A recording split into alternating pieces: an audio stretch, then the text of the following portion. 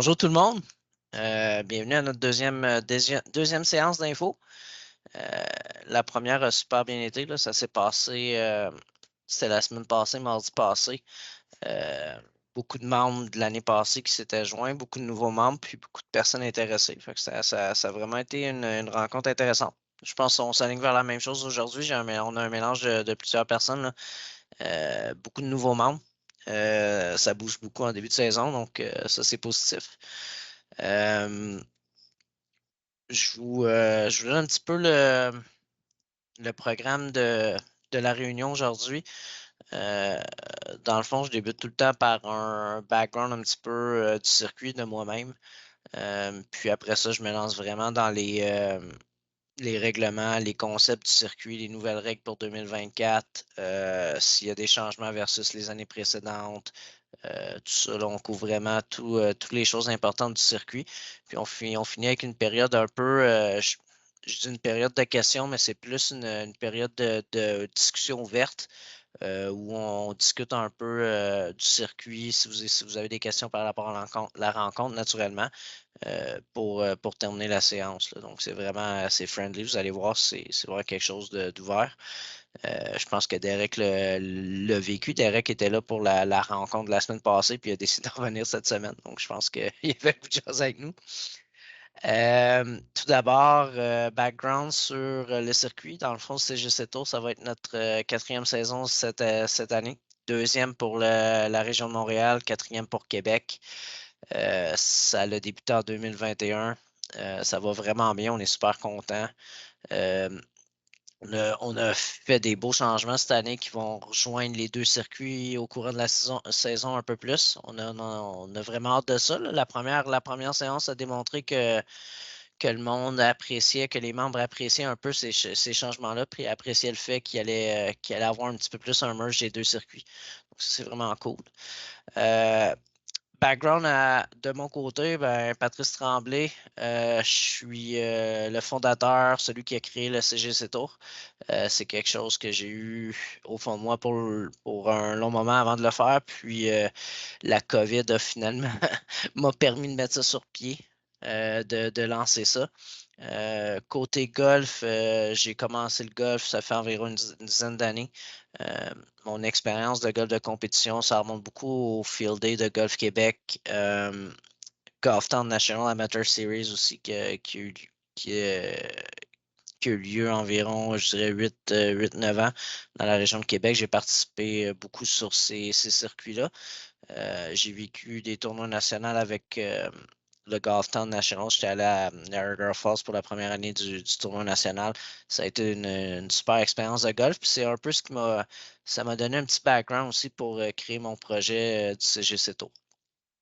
La mission du circuit, au final, c'est vraiment d'offrir un circuit de golf pour, euh, pour tous les passionnés, en tenant compte des réalités d'aujourd'hui, c'est-à-dire des réalités professionnelles de la job, personnelle, la famille et autres. C'est évident que pour moi, ça m'a affecté. Le fait de la job est venu mettre un peu des bâtons dans les roues au niveau de la compétition de golf. Je ne pouvais plus vraiment participer à des événements Golf Québec la semaine. Donc, il y avait un manque à ce côté-là au niveau compétition. Je trouvais pas mon compte sur les ligues de golf dans des clubs. Fait que c'est vraiment là que j'ai comme découvert qu'il y avait un potentiel pour monter quelque chose pour les personnes comme moi qui avaient des réalités, que ce soit la job ou la famille. Donc, j'ai parti le CGC3. Je vous ai ajouté le site web au bas, www.cgctour.ca. C'est super. Je vous recommande fortement d'aller visiter le site si ce n'est pas le cas encore. Toute l'information qu'on va parler ce soir s'y trouve. C'est là aussi que vous pouvez compléter vos abonnements au circuit, vos inscriptions aux événements également. Également notre page Facebook. La page Facebook, je vous recommande fortement de la suivre. Beaucoup d'informations, beaucoup d'annonces qui passent par là. Instagram également, donc les réseaux sociaux. Euh, c'est vraiment ça. Bon, on va débuter ça. Je vais dire, si jamais vous avez des questions au courant de la réunion, faites juste lever la main. Puis, on va pouvoir, je vais prendre le temps de vous aborder. J'ai aussi le chat qui est ouvert dans une autre fenêtre. Donc, comme le monde comme Derek, que leur micro ne fonctionne pas ou quelque chose comme ça, faites juste envoyer un message dans le chat, je le vois passer, puis je vais vous donner la parole sans problème. Tout d'abord, les abonnements, les memberships au circuit en 2024, on a toujours 2 abonnements principaux. Donc, l'abonnement élite, puis l'abonnement régulier. L'abonnement élite pour la région de Montréal cette année s'élève à 14 420 $. Puis pour la région de Québec, 1 360 $. Ça inclut les taxes toujours. L'abonnement régulier, on va aller dans les détails de chaque abonnement par la suite, là, mais l'abonnement régulier, cette saison va être 20 $ taxes incluses. Puis pour ceux qui avaient déjà l'abonnement régulier dans le passé, le renouvellement annuel est de 15 $ taxes incluses. Le renouvellement va toujours rester à 15 $ d'année en année. Cette année, on a séparé l'abonnement Golf Canada, tout ça. On va avoir l'abonnement Golf Canada qui va être encore disponible à travers les circuits, mais de fonctions séparées. C'est 50 $ de taxes incluses. La raison pourquoi je l'ai séparé, c'est simple. J'avais beaucoup de membres élites qui m'abordaient pour me dire qu'ils étaient déjà membres dans leur club, comment que ça fonctionnait, s'ils l'avaient payé à travers le circuit, ils le payaient aussi dans leur club, ils le payaient en double. On voulait éviter des situations comme ça. Donc, on a décidé de le séparer vraiment pour ceux qui voulaient l'avoir à travers le circuit, pour les personnes qui ne l'ont pas dans un club privé ou autre chose comme ça. Mais on voulait naturellement pas charger en double, commencer à faire des crédits variables ou des choses comme ça. C'était beaucoup plus simple en termes de logistique et de gestion là, de notre côté. La membership Elite, ce que ça comprend, donc vous allez avoir l'accès aux 5 événements réguliers du circuit affilié. Donc, c'est-à-dire que si vous prenez l'abonnement Elite de la région de Québec, vous allez avoir tous les événements pour la région de Québec. Celui de Montréal, l'inverse. Vous avez également l'accès aux 2 tournois majeurs, puis à la finale du circuit. Puis, vous allez avoir accès au Gala des champions également. Le Gala des champions, c'est la soirée de fin d'année. Il y a un souper, des consommations incluses DJ. C'est vraiment une soirée de festivités. C'est quelque chose qui est très, très apprécié des membres. Ça va être, c'est notre 4e année. C'est vraiment quelque chose qui est devenu comme un incontournable un peu. C'est très, très attendu. Puis, ça nous permet de closer la saison de la bonne façon. Puis, c'est-à-dire à l'année prochaine. Vous avez aussi 10 participations supplémentaires pour le tirage des prix de participation. Puis, cette année, vous allez avoir la possibilité de remplacer des absences par l'événement de l'autre circuit. Donc, par exemple, vous allez manquer la classique d'ouverture d'un ou l'autre circuit pour X raisons. Vous avez un mariage ou vous êtes en vacances avec la famille cette journée-là. La membership Elite va vous permettre de remplacer par un autre événement, par l'événement du circuit de Montréal, par exemple, si vous êtes membre du circuit de Québec. Il peut y avoir des légers frais, dépendamment des événements pour lesquels vous remplacez. Ça, c'est vraiment, vous nous contactez, puis c'est là qu'on va faire les vérifications par rapport à ça. Oui, Étienne? Vas-y. Ma question concernait justement ça. Qu'est-ce qu'il y en a des points remportés, mettons, sur le circuit Montréal, si tu fais partie du circuit de Québec? Est-ce qu'il y a un échange de points possible ou tu sépares les points? Oui, j'allais en parler un petit peu plus tard, mais bonne question. Oui, cette année, on a décidé de garder un pourcentage de points. Ça ne sera pas 100% des points parce qu'il y a des réalités que ce n'est pas le même événement, puis c'est pas le même événement à 100%. Par contre, on ne voulait pas nécessairement faire trop mal aux joueurs qui ne pouvaient pas être sur tous les événements d'un circuit. Donc, si c'est un événement régulier qui remplace un événement régulier, ça va être 80% des points qui vont être conservés. Puis si vous remplacez un majeur par un événement régulier, ça va être 75% des points. La raison est fort simple. Pourquoi on garde un petit peu moins pour les majeurs? Puis là, si les points sont doublés pour les majeurs, c'est que les majeurs vont rejoindre les 2 circuits. Donc, automatiquement, on va avoir beaucoup plus de participants pour les majeurs, moins de chances d'avoir une bonne position. Versus les événements réguliers, on a un petit peu moins de participants. Il y a plus de chances de faire d'avoir une bonne place au classement et de faire un peu plus de points. Donc, on voulait balancer de cette façon-là. Donc, ça va être la formule pour cette année. Je pense que c'est très, très positif. C'est bien accueilli par la majorité jusqu'à maintenant. Là. Fait que c'est pas parce que vous manquez un événement que ça va vous coûter cher au classement. Puis c'était un peu ça qui était le but aussi. Good, merci. Plaisir.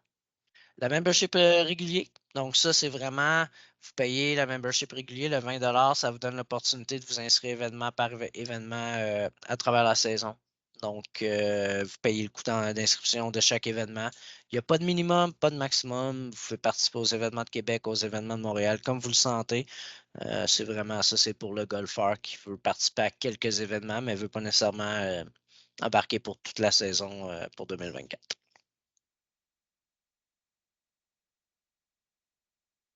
Encore une fois, cette année, on va avoir 2 divisions principales. La division CGC qui est notre division nette, donc celle qui tient compte de l'index handicap. Puis la division Tour cette année, anciennement appelée la division GML, de notre défunt partenaire, malheureusement. Donc ça, c'est notre division brute. Golf pur, pas de considération d'index, aucune interdivision là-dedans. C'est vraiment du golf pur sans handicap. Donc, vous n'avez aucun choix à faire en termes de laquelle division vous ciblez. À chaque événement, vous allez avoir des pointages dans les 2 divisions. Donc, à chaque événement, vous jouez un score brut. Ce score brut-là va vous donner votre classement dans la division brute.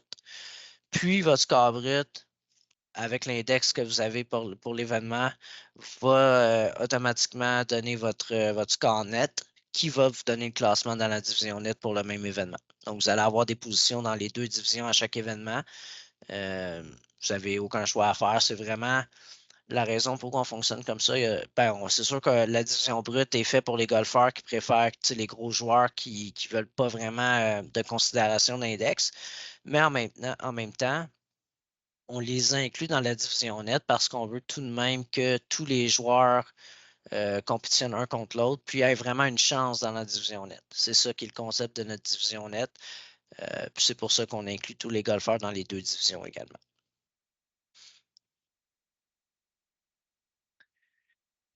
Au niveau des handicaps pour 2024, il y a des petits changements versus 2023.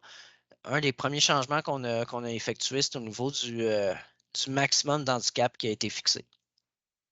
Premièrement, je vais vous montrer un petit peu des analyses qu'on a fait plus tard là, dans des tableaux, mais on a fait énormément d'analyses dans la saison morte là, depuis novembre avec les résultats de 2023. On a fait beaucoup de tests à voir vers où on se dirigeait par rapport à nos règles d'handicap, si on apportait des modifications, si on pensait qu'il y avait certains ajustements qui allaient permettre d'améliorer la compétition. Puis c'est vraiment ça qui a mené vers nos changements cette année. Tout d'abord, le maximum fixé va varier selon le nombre de rondes qui ont été complétées par les membres. La raison pourquoi on a décidé de faire ça versus un handicap maximum fixe pour tout le monde est que on s'est rendu compte que les joueurs qui avaient des plus hauts handicaps, on parle de gars qui ont un peu plus que 16, des gars qui ont 16 à 20, avaient pratiquement aucune chance sur le circuit en raison de notre maximum. On ne voulait pas leur donner leur index trop vite non plus parce qu'il y a une réalité que il y a une adaptation à faire avec la compétition, c'est-à-dire qu'il y a de la nervosité à gérer, il y a une ambiance nouveau qui est à gérer. Puis souvent, ce qu'on se rend compte, c'est que les premières rondes ne sont pas vraiment un portrait réel du potentiel du joueur. Le joueur devient un peu plus confortable avec le temps, puis c'est là qu'on commence à voir ses vrais scores, son vrai potentiel de scorer en compétition. Donc, on voulait tout de même garder ça en compte. C'est pour ça qu'on est venu avec cette formule-là, c'est-à-dire que les membres qui vont avoir une à 6 rondes de compléter sur le circuit vont avoir un maximum de 16. Pourquoi? Parce qu'ils sont encore dans cette période-là où ils s'adaptent à la compétition, où leurs scores sont pas nécessairement. On n'est pas capable de. On n'est pas capable de se baser sur leur score à 100% encore pour établir leur index un peu plus haut que ça. 7 à 9 rondes va avoir un maximum de 18. Puis une fois qu'un membre va avoir 10 rondes de compléter sur le circuit, ça c'est depuis les débuts du circuit, ce joueur-là va pouvoir avoir un maximum de 20. Donc, si son index est de 18, par exemple, ou 19 après ces 10 événements, c'est l'index qui va lui être attribué pour les événements suivants. Puis son index va varier d'événement en événement par la suite. Donc, ça, de notre côté, ce que ça apporte, c'est que justement que les gars qui ont un peu plus que 16 vont quand même avoir une chance de rivaliser un peu plus lors de nos événements, ce qui n'était pas tout à fait le cas les années précédentes. On trouvait que les gars qui avaient des 18, c'était difficile pour eux. en plus des terrains qu'on joue principalement des jalons bleus overall, ben, ça ajoute encore plus de difficultés pour eux. Ils ne sont pas habitués de jouer ces jalons-là. Donc, on voulait quand même être un peu plus flexible au niveau de l'index. Pas flexible, mais plus précis au niveau de l'index pour ces joueurs-là qui avaient assez de rondes sur le circuit. Donc, de la façon qu'on calcule l'handicap de circuit, c'est simple, c'est pas par rapport au rating puis au slope du terrain. L'handicap de circuit est calculé versus le port à l'interne. Pourquoi? Parce qu'on s'est rendu compte que d'un parcours à l'autre, il y avait des petites divergences après nos analyses, puis c'était plus difficile d'avoir une constance par rapport à ça sur le circuit. Donc, on a décidé d'y aller avec le port. Donc, vous avez l'exemple en bas là, de la façon qu'on calcule un joueur A qui aurait eu un index de 4 pour un événement qui aurait fini avec un pointage brut de 76, ben, ça lui aurait donné un 72 au net. Puis le joueur B qui aurait un index de 8 pour le même événement, qui aurait joué un 80 au brut pour cette journée-là, ça lui aurait donné aussi un 72 au net. Donc les deux joueurs auraient terminé à égalité cette journée-là. Le but puis le concept derrière notre division net est vraiment de comparer les potentiels, le joueur de récompenser plutôt le joueur qui a le mieux joué pour son potentiel personnel. C'est vraiment ça qui est le concept derrière cette journée-là. Donc, que vous ayez un index de 20 de 2, le but est de récompenser le gars qui a le mieux joué selon ce qu'il est capable de faire. C'est vraiment ça, puis c'est tout ça qui est. C'est le minding principal qui est derrière toutes les règles qu'on met dans le net. C'est vraiment le gagnant à la fin de la journée. On veut que ça soit le gars qui a le mieux joué pour ce qu'il est capable de faire. Puis c'est comme ça qu'on calcule c'est toujours comme ça qu'on a en tête quand on calcule nos index, qu'on met nos règlements en place, nos concepts. On veut vraiment que ça soit ça à la base. Donc, vous avez deux index. Premièrement, l'index SGC Tour, ça, c'est l'index de circuit. Il se calcule après le troisième événement du circuit. Donc, une fois que vous avez 3 événements complétés, votre index de CGC Tour est fixe. Ensuite de ça, vous avez l'index probatoire et l'index Golf Canada. L'index Golf Canada, comme vous savez, la membership Golf Canada est demandée pour participer à nos événements. Ça nous permet deux choses. Premièrement, le fait que vous ayez un index Golf Canada nous permet d'aller voir le répertoire de vos rondes, puis de nous assurer que votre index est précis. Puis en même temps, ben, ça vous permet d'avoir un index aussi à travers Golf Canada pour les événements de Golf Canada. L'index probatoire, ce que je veux dire par là, c'est que en début de saison, ce n'est pas tous les joueurs qui ont un index Golf Canada valide encore, c'est-à-dire qu'ils n'ont pas nécessairement entré assez de rondes à ce moment-là. C'est nouveau pour eux. Donc, ce qu'on fait pour ces joueurs-là, pour établir leur index pour les 3 premiers événements sur le circuit, on va leur fournir un questionnaire qui a été conçu par Édouard Rivard et moi-même. Un questionnaire qui est quand même assez sévère pour établir l'index des 3 premiers événements. Pourquoi on fait ça un peu plus sévère? C'est juste qu'on veut éviter d'avoir des erreurs d'index ou du monde qui mente sur leur index juste pour venir chercher les bourses ou des choses comme ça. On veut éviter ça à tout prix, là, on utilise le thème shark, c'est peut-être pas le bon terme, là, un requin, mais on se comprend qu'on veut éviter ça le plus possible. Donc, j'ai vu qu'il y avait un message dans le chat, je vais y aller juste après ça. Donc, on veut éviter vraiment ces situations-là où il y a un joueur qui est à ses premiers événements sur le circuit qui n'aurait pas un index précis et qui remporterait un événement pour cette raison-là. Donc, c'est pour ça qu'on est venu avec ces formules de calcul d'index-là.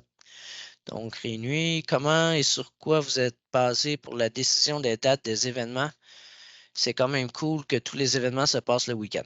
Ben, merci. C'est vraiment apprécié du commentaire. Ouais, je n'ai pas vraiment parlé du calendrier, mais si vous voulez qu'on en parle, ça va me faire plaisir. Sur quoi qu'on se base? Ben, premièrement, je me base sur mes. Dans le fond, si on se croise cet été, tu vas voir que le comité organisateur, c'est moi, ma femme, puis des amis proches ou des bénévoles proches de nous.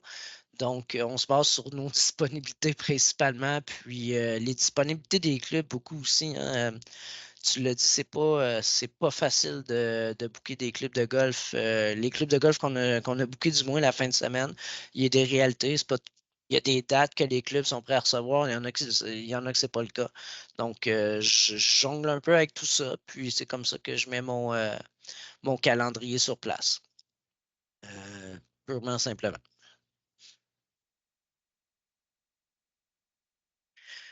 Retour à l'index. L'index CGC Tour va être calculé de la façon suivante. Donc, l'index CGC Tour, c'est une des 4 rondes complétées du joueur. On prend toujours la meilleure de ces rondes-là.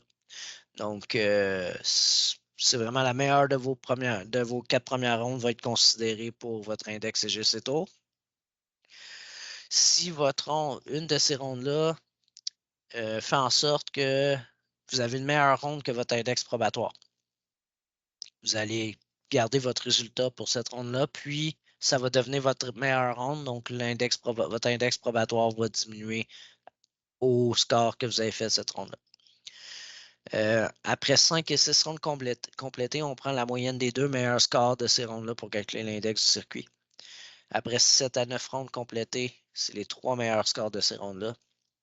Puis, une fois que vous avez 10 rondes complétées et plus, on prend toujours les 4 meilleurs résultats des 10 dernières rondes.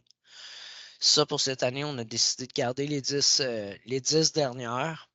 On a évalué beaucoup de diminuer ça, de jamais aller plus haut que 8 rondes. Les 8 dernières rondes, je parle. On a décidé de conserver ça de cette façon-là pour cette année, puis de réévaluer à la fin de l'année, voir avec déjà qu'on a appliqué certains changements par rapport au nombre de rondes comptabilisées, tout ça. On ne voulait pas tout faire d'un coup non plus, parce que le concept était quand même bien de base. Puis, c'est quand même quelque chose qu'on va regarder, de voir est-ce qu'on est mieux de diminuer de 10 rondes, les 10 dernières rondes aux 8 dernières. On a ça en tête.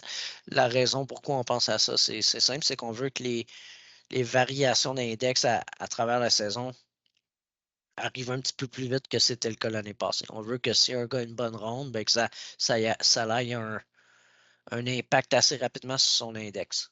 Et vice-versa, si quand on n'a pas une bonne, ben ça va dans l'autre sens également. Donc, je lui mets un petit tableau ici, là, c'est plus pour vous démontrer un peu le genre d'analyse qu'on a fait durant la saison morte. Donc, ça, on a fait ça pour le circuit j'ai fait pour les 2 circuits, en fait, là, pour le circuit de Québec et de Montréal. Donc, je vous ai mis quelques exemples de joueurs. Ça, c'est vraiment des membres du circuit qui ont participé sur le circuit en 2023. Puis, cette analyse-là, je l'ai fait vraiment pour tous les membres. Qu'un membre qui a joué une ronde ou 12 rondes, il a fait partie de l'analyse. Puis c'est un peu, j'ai vraiment fait des analyses de chaque événement au travers de la saison en termes de calcul d'index, puis c'est ça qui a mené vers nos décisions de modifier certains règlements. Jorge, je dois y aller. Oui, ben c'est pour ça que j'enregistre, Jorge. En fait, ça ne sera pas sur Facebook, ça va être sur notre page YouTube, sur notre chaîne YouTube, mais je vais quand même partager sur la page du circuit, donc tu vas avoir accès à l'enregistrement. Pour ça, il n'y aura pas de problème. Merci d'être venu, puis bonne fin de soirée. On a hâte de te rencontrer cette année. Donc, pour poursuivre, je prends le premier joueur au haut de la page, le joueur A il y avait un index de 6 à la fin de la saison, selon notre calcul. Donc, ce joueur-là, pour le premier événement, a joué un score brut de plus 18. Ça lui a donné une 18e place au classement. Puis dans le net, en 2023, ça lui a donné un score de plus 11. Donc, on voit que pour le premier événement, il y avait un index de 7. Le plus 11 au net lui a donné une égalité en 20e place. Au bas, ce que j'ai fait, c'est j'ai calculé qu'est-ce que ça y aurait donné ce joueur-là avec les règles 2024 dans le net à cet événement-là. Donc, on peut voir que le résultat avec les nouvelles règles lui aurait donné plus 12. Donc, au premier événement de la saison, avec les règles de 2024, son index aurait été de 6 et non de 7. Si on prenait ses résultats de l'année d'avant. Ça lui aurait donné un coup supplémentaire et une égalité en 21e position dans le net. Puis là, j'ai fait ça pour chaque événement, incluant les majeurs. Donc, par exemple, au niveau du deuxième majeur de la région de Québec, cette personne-là a joué plus 7 dans le brut, ça lui a donné une 6e place. Puis dans le net, il y a une victoire avec un -2. Donc, on peut voir que son index était rendu à pratiquement 9 à ce moment-là avec les règles de 2024 qui étaient beaucoup plus accommodantes. Peut-être un peu trop, c'est pour ça qu'on les a modifiées. Donc, avec les règles de 2024, au lieu de jouer -2, il aurait joué -1. Il aurait encore eu un coup supplémentaire, puis au lieu d'avoir sa victoire, ça lui aurait donné une 2e place. J'ai mis des petits signes de dollars, ça c'est quand les joueurs auraient terminé dans les bourses en 2024. Avec les nouvelles règles en place. Si je fais le même exercice, par exemple, avec un gars qui a un index, ben, le premier événement, ce joueur-là a joué +2 au brut. Ça lui a donné de la victoire dans le brut. Puis dans le net, ça lui a donné également +2. Donc, ce joueur-là avait un index de 0 pour cet événement-là. Ça lui a donné une égalité en 4e place. Une égalité en 4e place pour 2023, ça le mettait en dehors du top 3 qui était les places attribuées à des bourses fixes. En 2024, ce +4-là, ce +2-là serait devenu un +4 au net. Donc, le joueur, avec les règles, aurait eu +2. Aurait eu 2 coups supplémentaires en raison de son index. Ça lui aurait donné une égalité en 8e place. Ça lui aurait donné une égalité en 8e place, mais on peut voir qu'il aurait terminé dans les bourses parce qu'on a modifié les règles pour 2024. Donc, plutôt de faire des top 3 qui étaient des bourses assurées, on a décidé de faire top 8, top 10 ou top 15 selon les événements, puis le nombre de participants qu'on avait. Donc, ce joueur-là, cette journée-là, aurait tout de même conservé sa victoire dans le brut, puis il y aurait eu un top 8, une bourse dans le net également. Ça, c'est vraiment positif parce qu'on avait eu beaucoup de commentaires des gars comme ça, des gars qui étaient des bons joueurs, des gars qui avaient des index un peu plus bas, là, plus proches d'être scratch, qui trouvaient qu'il n'y avait pas réellement de chance d'être dans les bourses au niveau du net. Donc, on a apporté ces changements-là pour être un peu plus précis par rapport à ça. Si on fait l'exercice aussi avec un gars qui aurait terminé avec un index de 17, donc avec le fait qu'on a modifié les règles pour l'handicap maximum versus 2024, ce joueur-là aurait commencé la saison, le premier événement, il a joué plus 40. Il a joué plus 40 au brut. Ça lui a donné un plus 24 au net. Donc, le maximum de 2023 est en 16. Puis, il a fini 25e au net. Avec les règles de 2024, ça lui aurait donné plus 23 parce que son index lui aurait permis d'atteindre 17. Ça lui aurait donné un coup de moins au net. Il aurait terminé en 25e place. Donc, vous avez un petit peu un portrait de toutes les analyses qu'on a fait. Là, c'est vraiment, on l'a fait pour chaque joueur qui a participé, à chaque événement qui ont participé. Ça nous a donné vraiment du bon feedback, puis des données assez importantes pour établir nos règles de 2024. Est-ce que on a des questions jusqu'à maintenant sur nos index, nos handicaps, tout va bien? Est-ce que tout le monde comprend bien? Est-ce qu'il y a des commentaires par rapport à ça? Je poursuis. Parfait.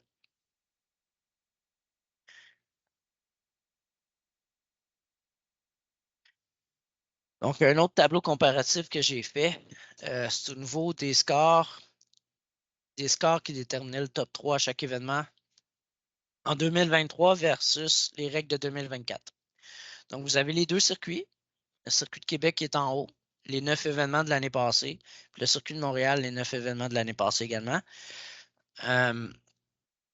Vous avez les résultats qui ont déterminé les top 3 en 2023, les deux premières colonnes. Donc, le brut pour le premier événement du circuit de Québec, ça s'était gagné à +2 dans le brut. La deuxième place, c'était +6, puis la troisième place, c'était +8. Dans le net, ça s'était gagné à -4, deuxième position -1, puis troisième position +1.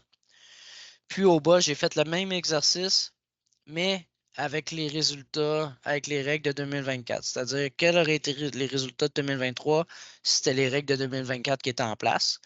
La première position au net serait demeurée à -4. La deuxième place aurait été even, puis la troisième place serait restée +1. Puis là, j'ai fait événement par événement comme ça, les comparatifs. Le but étant que on aimerait, dans le meilleur des mondes, on aimerait que dans le net, ça se gagne de +1 à -4 à travers toute la saison. Réalistiquement, est-ce qu'on va arriver à ça toujours? Non, parce que il y a toujours un joueur qui va jouer une ronde incroyable pour lui dans le net, puis ça va un peu sortir de ces barèmes-là. Mais si on est, selon moi, si on est capable de rester dans ces barèmes-là de façon la plus constante possible, c'est vraiment ça qui va nous permettre de donner une chance à tout le monde réalistiquement de remporter un événement s'il joue assez bien pour ça. Donc, vous pouvez le voir, avec les règles de 2024, en 2023, on parle d'événements qui se seraient remportés à -4, -2, +1. Il y a celle-là, -8, qui était un événement assez particulier. C'était un joueur de longue date sur le circuit. C'était sa 3e saison. Puis il a joué la ronde de sa vie. Il n'avait jamais brisé 80 sur le circuit. Puis cette fois-là, il l'a fait. Donc ça lui a donné un -8 honnête. -1, -1, -3, -2, -3. Donc on peut voir qu'on est vraiment dans ces chiffres-là. Puis selon moi, c'est vraiment ce qui permet à tout le monde d'avoir une chance réelle. Tu sais, des -8, quand on tombe dans des -8, -6, ça commence à être dur pour les gars qui sont pas d'index. Même des gars qui sont milieu d'index, ça commence à être difficile de rejoindre ces chiffres-là. Ça va arriver une fois de temps en temps, on va le respecter. Mais je pense qu'avec les règles qu'on a mis en place, comme vous pouvez voir, c'est quand même beaucoup mieux, puis quand même assez constant d'un événement à l'autre. Puis si je vais au bas de la page pour Montréal, ben là, on parle de -2 even, -7, -4, -3, -5 even. Fait qu'on est encore dans ces chiffres-là. Montréal, un petit peu moins constant parce que c'était un nouveau circuit l'année passée. Les membres qui ont participé à Montréal avaient moins de rondes sur le circuit, donc leurs index sont un peu plus variés au courant de la saison avec les règles qui étaient en place. Donc, c'est normal aussi. Québec, on était à notre 3e saison, donc c'était normal un petit peu que les index étaient un peu plus précis que ce que ça l'était pour Montréal. Donc, on s'attend à ce que Montréal, cette année, ça soit déjà un peu plus constant.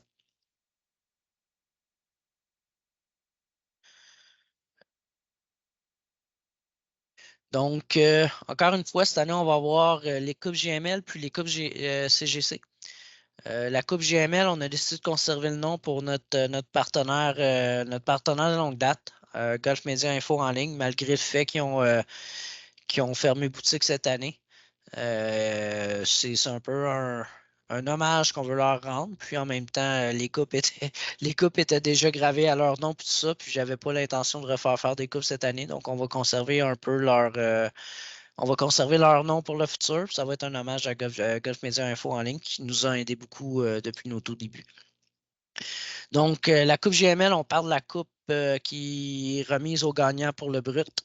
Puis la Coupe CGC est celle qui est remise aux gagnants pour le net à la fin de la saison.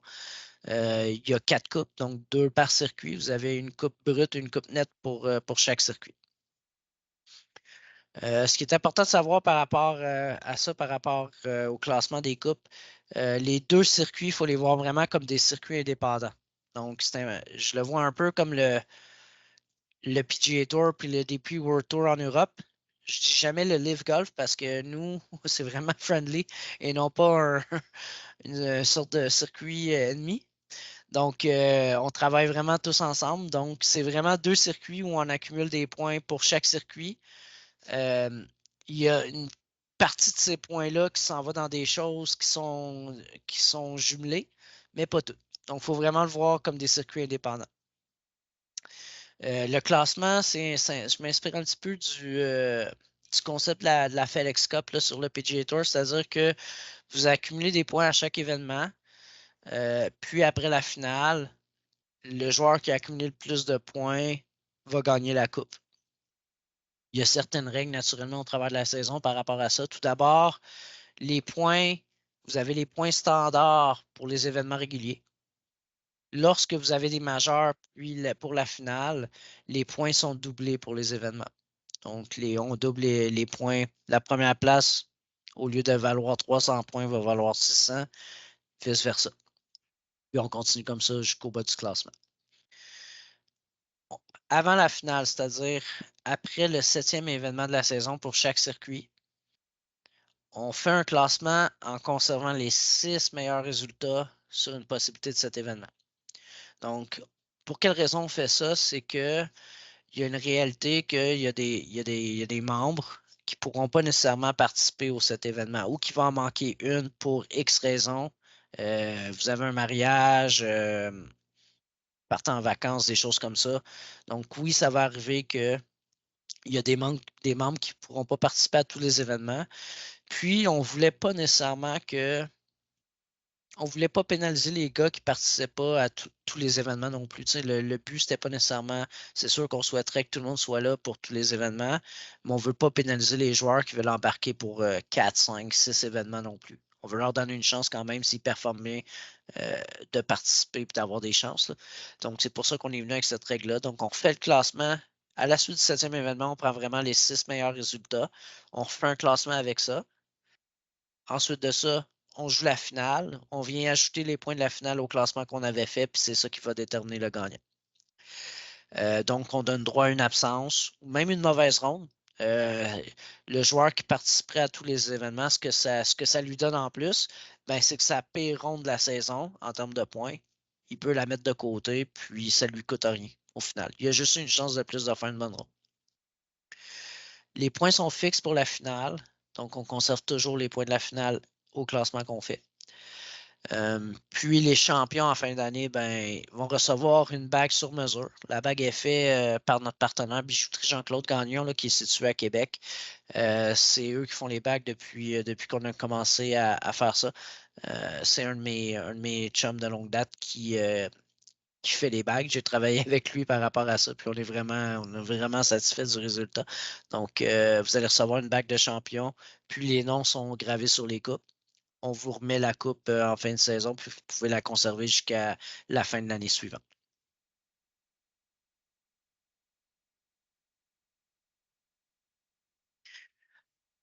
Le déroulement des événements et de la saison. Donc, on a eu 8 événements cette année par circuits régionaux. L'année passée, on en avait 9. Par contre, cette année, la finale est sur 2 rondes. Donc, on a encore 9 rondes par circuit cette année. On a 5 événements réguliers par circuit régional. On a 2 majeurs dans la saison. Les majeurs vont rejoindre les 2 circuits. C'est-à-dire que les 2 circuits vont se rejoindre pour les majeurs, pour les 2 majeurs. Naturellement, on a 2 circuits. On en fait un dans chaque région. Donc, le majeur pour la région de Montréal va se tenir au Champêtre cette année. Le majeur pour la région de Québec, ça va être au Club de golf Saint-Georges. Ça, c'est vraiment une nouvelle formule qu'on a mis en place. Puis jusqu'à maintenant, j'ai vraiment des excellents commentaires par rapport à ça, là, par rapport aux anciens membres. Ils apprécient beaucoup le fait justement de pouvoir côtoyer les joueurs des autres régions pendant la saison. C'est vraiment quelque chose qui est très bien accueilli en ce moment. Donc, je suis vraiment content de ça. C'était c'est un gros changement, on va se le dire, parce que ça inclut un petit peu plus de voyagement au courant de la saison. Donc, on n'était pas sûr à 100%, mais finalement, le monde sont très heureux de ça. Il y a toujours du covoiturage, des choses comme ça que ça va venir encourager. Donc, c'est vraiment positif. J'en ai parlé un petit peu. La finale va être sur 2 rondes. Donc, il n'y a pas de coupure. C'est vraiment un événement de 2 rondes cumulatif qui remporte l'événement. Ça rejoint également les 2 circuits régionaux. Cette année, ça va se passer au Griffon des Sources dans la région de Mirabel. J'aimerais trouver un événement mi-chemin entre Québec et Montréal.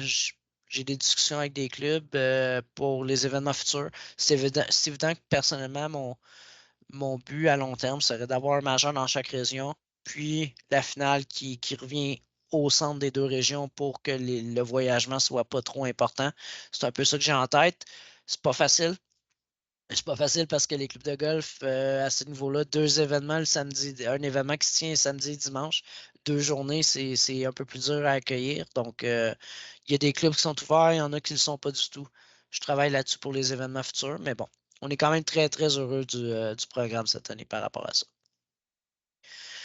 Puis le gala des champions en fin d'année, ben là, j'en ai parlé un petit peu tout à l'heure.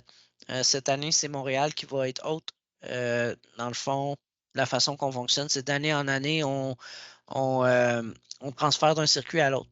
Donc, l'année passée, c'est Québec qui était l'autre. Cette année, c'est Montréal. L'année prochaine, Québec va recevoir l'événement encore. Cette année, ça va se tenir à l'hôtel Alt 1030 à Brassard.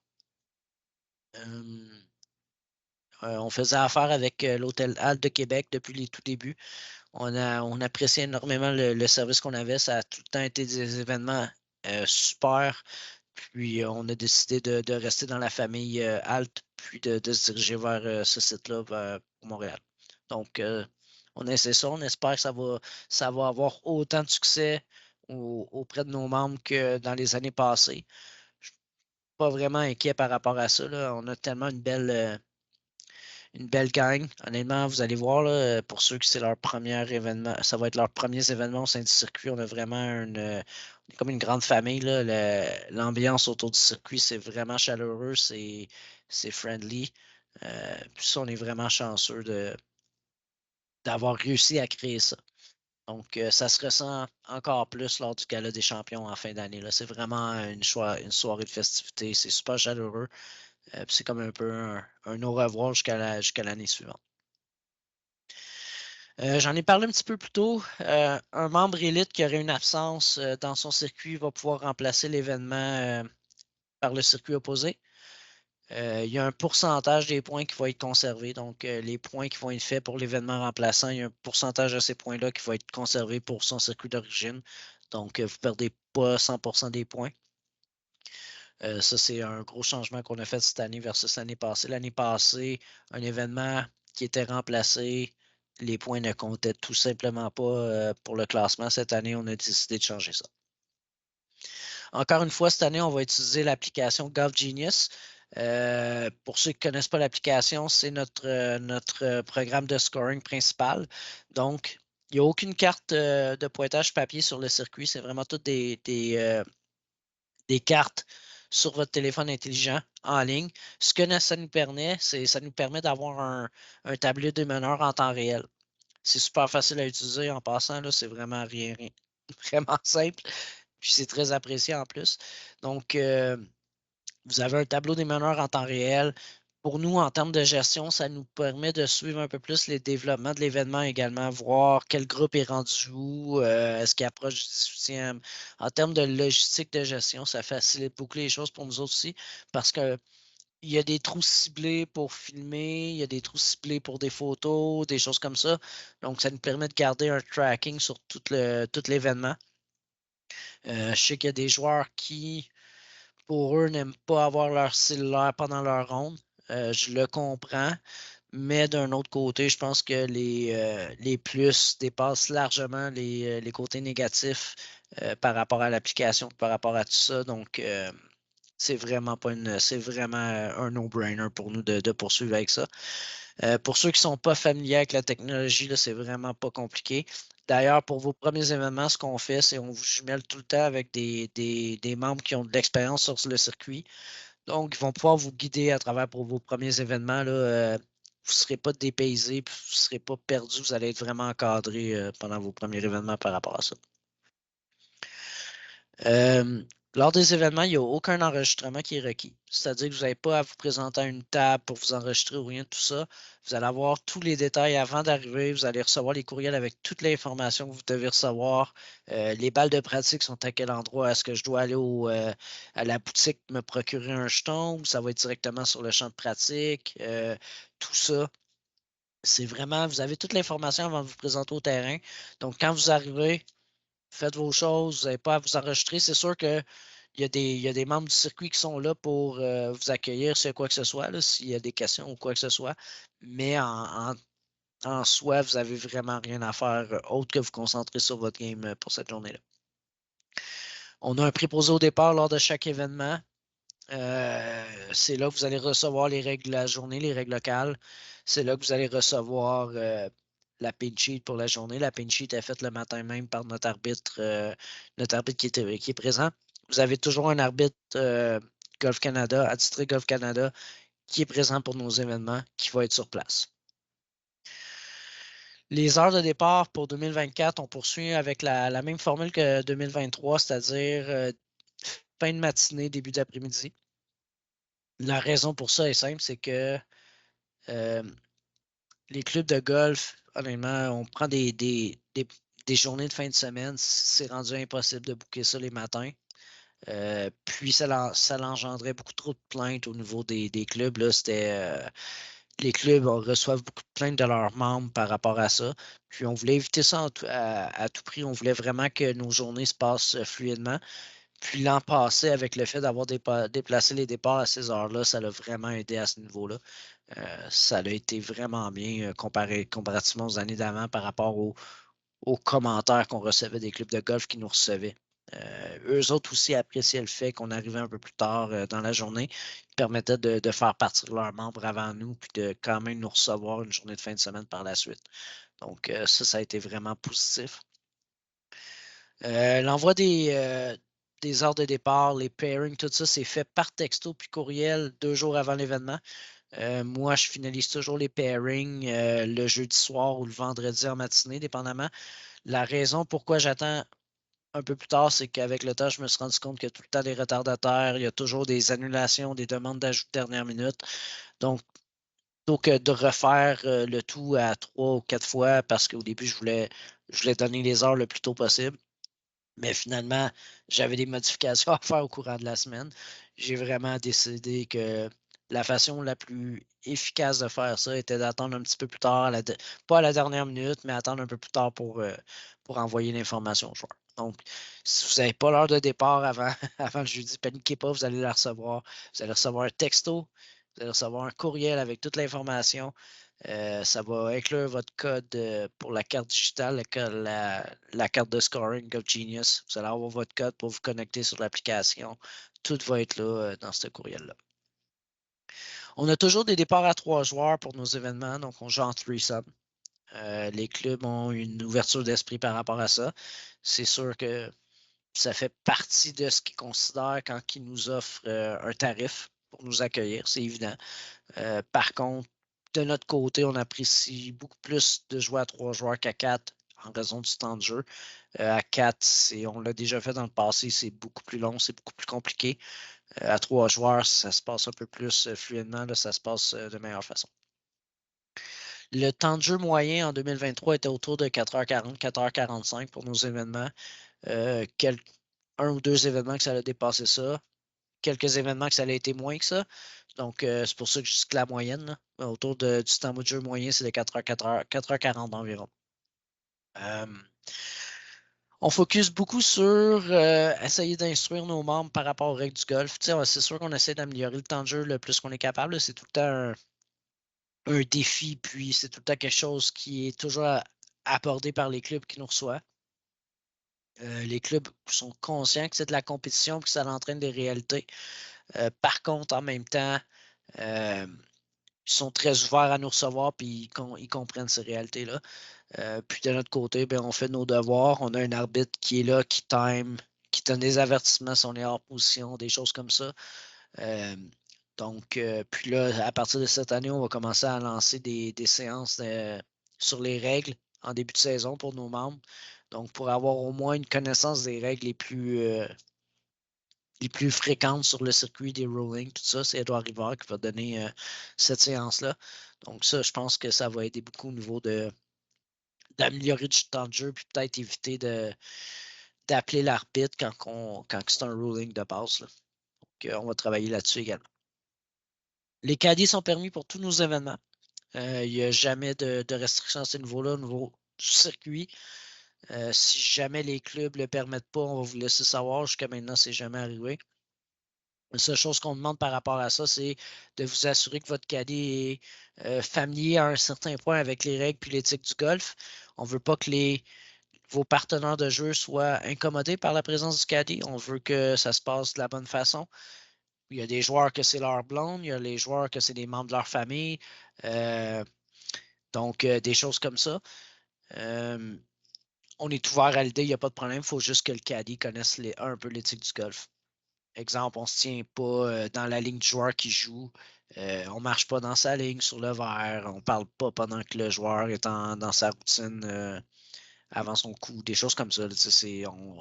On s'entend que on vire pas fou avec ça. Puis les joueurs ont une ouverture, mais on veut aussi que ça se respecte et que ça se fasse de la bonne façon. Les événements comprennent tout le temps le droit de jeu, puis les balles de pratique. Les balles de pratique sont toujours incluses. Si vous voulez jouer des rondes de pratique, ce n'est pas inclus dans les forfaits. Pour les membres actuels, vous avez déjà reçu le courriel avec le lien vers notre page Facebook privée qui est réservée pour les membres du circuit. Il y a beaucoup de demandes de rondes de pratique qui se passent là-dessus, c'est-à-dire des membres qui vont jouer le terrain 1 ou 2 jours avant l'événement, puis qui invitent d'autres membres à se joindre à eux pour une ronde de pratique. C'est rendu procédure courante. Donc, si vous n'êtes pas joint à la page Facebook, je vous recommande de le faire, la page réservée aux membres. Vous avez le lien dans le courriel de bienvenue que je vous envoie lors de votre membership. Les cards sont toujours en supplément, donc c'est-à-dire qu'ils ne sont jamais inclus dans nos rondes. Je vous recommande fortement d'appeler au club avant l'événement pour vous assurer qu'ils ont un cart à votre disposition. Il y a certains clubs de golf qui ont une limite de nombre de cartes disponibles. Nos événements sont en fin de matinée, donc des fois, c'est important d'en réserver un ou de vous assurer d'appeler. C'est vraiment ça, c'est dans votre cours. Nous, on ne gère pas ça du tout. Donc, vous pouvez appeler le club, puis c'est vraiment du cas par cas. Il y en a qui le font en arrivant au club, il y en a qui le réservent à l'avance. C'est vraiment à votre discrétion. Idem pour les spectateurs. Sur le circuit, on n'empêche jamais des spectateurs de notre côté, mais c'est tout le temps la politique du club qui va prévaloir. Donc, on vous demande d'appeler le club avant qu'un de vos amis, qu'un membre de votre famille vous accompagne puis vous suive sur le terrain. C'est le club qui a la décision finale par rapport à ça, puis on vous demande de les prévenir avant que cette personne-là se présente. La fin de la ronde, au niveau des signatures des cartes de pointage, on fait toujours signer les cartes. Dans le fond, qu'est-ce qui se passe? C'est à la fin de votre ronde, on vous demande toujours de vous présenter à la tente de scoring immédiatement, c'est-à-dire prenez pas le temps d'aller déposer votre sac à votre voiture, d'aller vous changer. Non. La première chose à faire quand vous finissez votre ronde, c'est de vous présenter à la table de scoring. On va avoir un de nos préposés qui va vous accueillir là-bas, va vérifier les scores avec vous, s'assurer que tout est en ordre. Puis vous allez signer la feuille de scoring comme marqueur et joueur, qui est une procédure standard dans le golf. Puis après ça, vous allez pouvoir quitter. C'est vraiment un processus qui prend 5 minutes. Naturellement, on vous demande le respect des règles, l'intégrité, puis des autres membres. Ça va super bien à ce niveau-là. Là. Honnêtement, j'en ai parlé. Là, le circuit, c'est super friendly. C'est pas, on se prend pas trop au sérieux non plus. On va pas de l'autre côté. Là. C'est vraiment, on est dans le centre, puis on est organisé, mais en même temps, on est très, très ouvert. Puis les membres sont très, très ouverts à recevoir du monde qui débute avec la compétition. Puis comme j'ai expliqué souvent, ce qu'on fait au début, c'est on va jumeler un nouveau membre avec un joueur de même calibre qui a de l'expérience du circuit, puis capable un peu de guider, puis d'offrir une certaine zone de confort aux nouveaux membres là, qui débutent sur le circuit, ou peut-être même qui débutent avec la compétition. C'est ça qui est le concept derrière notre circuit, puis on veut vraiment que ça soit une ambiance amicale, plus plaisante pour le gars qui veut débuter avec la compétition. J'ai vu qu'il y avait une question. Gilles, c'est clair, fair, net et précis. Merci pour les informations et pour votre beau travail. Ça donne envie d'y participer. Ben, merci beaucoup, Gilles. Commentaire très, très apprécié. On va entrer dans les sujets un peu plus plaisants pour les membres. On va parler un peu des bourses. Les bourses sont tout le temps un sujet très, très attendu par tous ceux qui participent à ces séances-là. On a hâte de parler de cash, on a hâte de parler de prix. Donc, on est rendu là. Premièrement, les bourses. Toujours un minimum de 3 événements requis depuis 2021 pour gagner une bourse dans la division net. Ça, c'est rétroactif pour 2024. C'est-à-dire que un joueur qui gagnerait à son premier ou deuxième événement en 2024, la bourse, il pourrait la conserver considérant qu'il va participer à un troisième événement en 2024 plus tard dans l'année. puis que son index n'aura pas de variation trop importante. Donc, c'est comme ça qu'on fonctionne. Vincent, sommes-nous automatiquement inscrits à tous les événements lorsqu'on prend le membership Elite? Non. Il faut que tu t'inscrives événement par événement. Pourquoi? Parce que faut que tu confondes tes présences, puis des fois, les joueurs veulent faire des modifications. Donc, on laisse ça à votre discrétion. Dès que tu prends ta membership Elite, tu peux t'inscrire à tous les événements du circuit automatiquement. Le système, là, il va pouvoir te permettre de t'inscrire sans problème. Ensuite de ça, donc, les bourses cette année vont être variables d'événement en événement selon le nombre de compétiteurs. L'an passé, on avait des bourses fixes événement par événement toute la saison. C'est-à-dire qu'un événement régulier avait tel montant pour le gagnant, un événement majeur, tel montant. Cette année, ça va varier selon le nombre de joueurs qui vont être présents. Donc, plus qu'il va y avoir de joueurs qui vont être présents à l'événement, plus que les bourses vont être intéressantes. C'est comme ça que ça va fonctionner. Dans le fond, c'est pas compliqué. Il y a un pourcentage du frais d'inscription qui s'en va dans la bourse, les prix, tout ce qui est la bourse de gestion du circuit. Je vais le dire comme ça. Puis je vais expliquer un petit peu plus tard. J'ai un tableau que je vais vous montrer là, qui va peut-être un peu plus vous éclaircir par rapport à ça. En plus de ça, le top 10 en fin d'année de l'ordre du mérite pour la Coupe CGC, notre division net, vont recevoir un prix supplémentaire qui va être annoncé au gala. Puis il y a le top 3 également de l'ordre du mérite dans la division brute qui vont recevoir un prix supplémentaire qui va être annoncé au gala. Tous les montants accumulés au courant de la saison sont remis au gala, au gala des champions ou après celui-ci. Donc, si vous n'êtes pas présent au gala, pas de panique. On garde pas votre argent. On vous le remet dans les semaines suivantes. On vous contacte par rapport à ça, puis on vous fait soit un virement Interac ou on vous envoie votre certificat cadeau par la poste selon ce que vous avez décidé d'opter. Pour 2024, il y a un maximum de 1 200 $ par événement en certificat cadeau pour tous les membres ayant un statut de joueur amateur. On a fait nos vérifications encore. Tous les joueurs qui veulent garder leur statut d'amateur. Quand on parle du statut d'amateur, s'il y en a qui se demandent à quoi ça me sert de le conserver, si vous êtes un joueur qui veut participer aux événements de Golf Canada, Golf Québec, les interclubs, tous des événements comme ça, vous devez avoir un statut de joueur amateur. Donc, vous devez conserver ce statut-là. Pour le conserver, vous ne pouvez pas accepter de prix en argent dans nos compétitions. Il y a certaines compétitions qui permettent de recevoir un prix en argent. Nous, ce n'est pas le cas parce qu'il y a une considération d'handicap dans tous nos événements. Même si on a une division brute, dans cette journée-là, il y a une considération d'handicap. Donc, nos événements ne sont pas valides pour cette clause-là de recevoir de l'argent. Donc, les joueurs qui veulent garder leur statut amateur vont devoir recevoir en certificat cadeau tous les montants qu'ils vont avoir accumulés s'ils veulent conserver leur statut.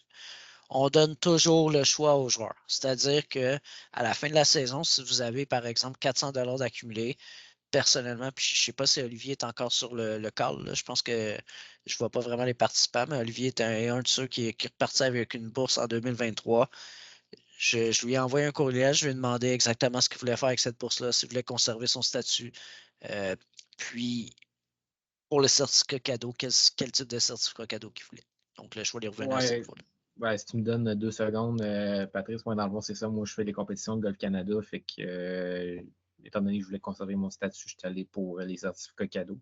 Parce que, comme Patrice a dit, effectivement, si on veut conserver le statut amateur, étant donné qu'il y a un volet avec handicap dans les compétitions, on ne peut pas garder de l'argent. Il faudrait que ce soit uniquement au volet brut. Exact. Par contre, les certificats cadeaux vont tout le temps être à votre choix, c'est-à-dire qu'il y en a qui optent pour des cartes Amazon, il y en a qui optent pour un certificat cadeau Best Buy. Il y en a comme Olivier qui ont le goût de refaire partie de l'aventure l'année prochaine, puis ils prennent un certificat cadeau CGC Tour pour l'année suivante. Donc, c'est vraiment au choix du monde à ce niveau-là. Tableau des bourses. Donc, je voulais un petit peu faire un gros portrait. Je n'irai pas dans le détail de chaque montant pour chaque place, là, mais parce qu'on ça se terminerait plus. Déjà que les séances s'allongent un petit peu. Au moins, on va essayer de couper du temps où est-ce qu'on est capable. Donc, au niveau des bourses, ça, c'est pour les événements réguliers. Donc, on exclut les majeurs puis la finale. Je vous ai mis les bourses selon le différent nombre de joueurs. Donc, pour 27 joueurs, la bourse totale serait de 411 $. Le top 8 du net serait dans les bourses et le top 2 du brut serait dans les bourses automatiques. Les gagnants de chaque division recevraient 115 $. Ça, c'est à 27 joueurs pour l'événement. Nos maximum de joueurs pour l'événement, c'est 54 joueurs pour les événements réguliers. On a un max par événement régulier de 54 joueurs. C'est sûr qu'on aimerait se rendre à ce nombre-là. Je pense pas que ça va être en 2024. Il faut rester réaliste. Déjà, le 2023 a été très, très positif. On a augmenté beaucoup. On y va graduellement. On s'attend d'avoir un petit peu plus cette année encore, là, mais bon. Donc, pour le max de 54 joueurs, la bourse totale pour la journée serait de 822 $. Donc, on l'a doublé. Ça serait le top 15 dans le net qui aurait une bourse assurée, le top 3 dans le brut, puis les gagnants recevraient 215 $ en bourse, les gagnants de chaque division. Donc, déjà là, ça devient plus alléchant un peu. À 40 joueurs, qui est pas mal réaliste, je pense, entre 35 et 40 joueurs pour cette année là, par événement. L'année passée, on en a eu quelques-uns de 36 joueurs. Donc, on serait pas mal dans ces montants-là. À 35 joueurs, on tombe dans le top 10. À partir de 35, c'est le top 10 qui va être payé dans le net. En dessous de ça, ça va rester le top 8. Le top 2 dans le brut. Puis les montants, c'est 150 $ pour les gagnants, pour 35 joueurs. J'ai fait le même exercice pour les majeurs. Vous allez voir que les majeurs, le max est à 84 joueurs. Pourquoi? Ben parce qu'il rejoint les deux circuits. Les deux circuits se rejoignent pour cet événement-là. Donc, le max pour nos événements majeurs est de 84 joueurs. La bourse pour 84 joueurs dans les majeurs serait de 1534 $. C'est le top 15 dans le net et le top 5 dans le brut qui recevraient des bourses. Puis les gagnants recevraient 330 $ pour l'événement. Puis si on tombe à 59 joueurs, qui est le top 10, le top 4, les gagnants recevraient 205 $ pour la journée. Donc, c'est vraiment comme ça, les bourses. Puis ça va vraiment être des montants graduels selon la position qu'on finit. Ça va dépendre du nombre de joueurs. J'ai déjà les tableaux pour les pourcentages sont déjà en place. Donc, ça va vraiment être du cas par cas. Pour la finale, idem. Maximum de 84 joueurs pour la finale. Top 15, top 5. Les gagnants, 555 $ pour la journée. Puis si on tombe autour de 59 joueurs, qui seraient environ 30 joueurs par circuit qui se présenteraient, les gagnants recevraient 345 $. Puis ça serait le top 10 et le top 4 qui seraient dans les bourses pour l'événement. Est-ce qu'il y a des questions par rapport à ça? Par rapport aux bourses spécifiquement? Non? Une fois, deux fois? Parfait. Il y a également des prix de participation, des exemptions qui est possible d'être remporté à travers nos événements. On en parle un petit peu ici. Donc, première chose à savoir, pour toutes les exemptions, ça prend un minimum de 2 événements en 2024 pour remporter l'exemption. Donc, ça n'a pas besoin d'être avant l'exemption, c'est-à-dire que si vous remportez une exemption, par exemple pour la Coupe Canada, puis que vous avez participé juste à un événement, vous pouvez participer à la Coupe Canada. Par contre, il faut que vous soyez déjà inscrit à l'événement en question, au deuxième événement. Si l'événement est après. Il faut que le paiement ait été fait, puis que vous soyez déjà inscrit pour cet événement-là. C'est la raison pour ça, c'est qu'on ne veut pas que le monde se présente nécessairement au niveau de ces exemptions-là. On ne veut pas que le monde se présente pour seulement qu'un événement pour remporter les exemptions, puis on les voit plus pour le reste de la saison. C'est pas ça qui est le concept du circuit du tout. Puis c'est déjà quelque chose que les membres dans le passé nous ont fait part. Ils voulaient revoir leur monde, c'était un peu ça qui est le concept, c'est une sorte de fraternité. Donc, c'est pour ça qu'on a mis cette règle en place. Donc, la valeur minimum pour les prix de participation va être de 1 000 par circuit. Ça va dépendre du nombre de joueurs au final pour la valeur totale, naturellement. Mais il y a un minimum de 1 000 garanti. Puis ça va être le tirage se tient juste avant le gala des champions. Puis c'est là que les gagnants vont recevoir leur prix. Même chose, si vous n'êtes pas présent au gala, inquiétez-vous pas. Je vous contacte après le gala pour vous envoyer votre prix par la poste ou peu importe. Donc, vous allez être contacté si vous avez remporté un prix. Une présence à un événement vous donne une chance au tirage. Puis j'en ai parlé au début. Avec la Membership Elite, il y a automatiquement un 10 chances supplémentaires d'inclure avec la Membership, en plus des participations à chaque événement. On a également la Coupe CGC Tour. On va en parler vraiment en détail juste après ces points-là. Pour la Coupe CGC Tour, on parle de notre Ryder Cup Montréal-Québec, notre événement qui s'inspire de la Ryder Cup. Première édition l'année passée. On va faire notre deuxième édition cette année. Ça a été un énorme succès en 2023. Tout le monde m'en parle. Tout le monde espère se qualifier pour ça. Puis je le comprends. C'est vraiment un événement spécial. Puis ça a été incroyable pour ceux qui ont pu participer à ça. Donc, on va avoir 10 exemptions en 2024 pour l'édition de cette année. Donc, il y a 5 places encore disponibles pour l'équipe de Québec. 5 places encore disponibles pour l'équipe de Montréal. 2 places dans le but, 3 places dans le net. Je vais vraiment venir dans les détails de ce qui va déterminer ça quand je vais parler de la coupe, mais je voulais juste l'inclure dans la partie des exemptions également. On va avoir aussi 10 places qui vont être disponibles pour l'édition de l'année suivante, pour 2025. 5 places pour chaque équipe. 2 places dans le but, 3 places dans le net également. Donc, au total, c'est 20 places pour nos coupes CGC Tour. 10 pour cette année, 10 pour l'année suivante qui vont être possibles d'être remportés à travers nos événements. Puis, on a 2 exemptions pour la Coupe Canada qui vont être remises aux champions des classiques entretiens Giroux Lamy, qui est le commanditaire officiel de ces événements-là. On va avoir 2 places pour l'événement sur le circuit de Montréal, puis l'événement sur le circuit de Québec. Les champions dans la division Tour, la division brute, vont remporter une exemption pour la Coupe Canada. C'est la même chose que l'année passée. On a envoyé 2 de nos membres l'année passée à la Coupe Canada. Puis les membres ont vraiment apprécié ceux qui ont réussi à participer à ça. C'est un événement assez incroyable de pouvoir le faire. L'échelle provinciale Golf Québec, on est très, très heureux de pouvoir vous confirmer que Golf Québec ont renouvelé leur partenariat avec nous. On est chanceux, vraiment, on est vraiment chanceux puis d'avoir ce partenariat, puis on apprécie vraiment que ce soit le cas. J'ai beaucoup de membres qui m'approchent en me disant comment ça, vous n'êtes pas en compétition avec Golf Québec, vous êtes un circuit rivaux. C'est pas du tout comme ça qu'on le voit d'un bord comme de l'autre. Notre but est vraiment de promouvoir le golf, puis le golf de compétition. Puis c'est une réalité qu'il y a beaucoup de monde qui aimerait participer à Golf Québec. J'en fais partie, j'aimerais participer à beaucoup plus d'événements de Golf Québec, mais je ne peux pas me libérer la semaine. C'est juste impossible pour moi. J'ai un emploi, il y en a beaucoup qui en ont.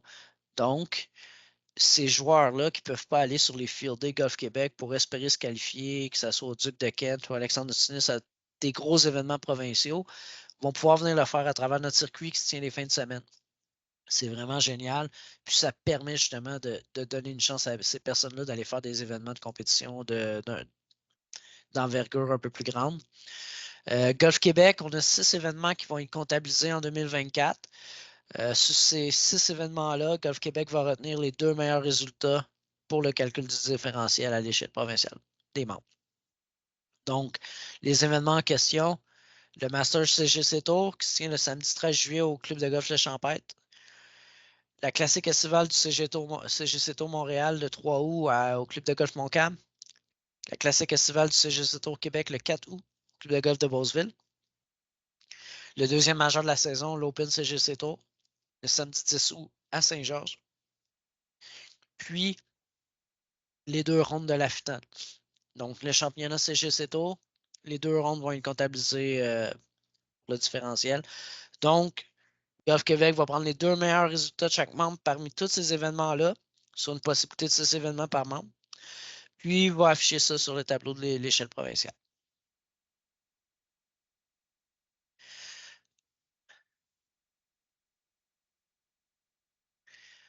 Également, on va avoir une exemption pour la triple couronne 2025 pour la finale du circuit.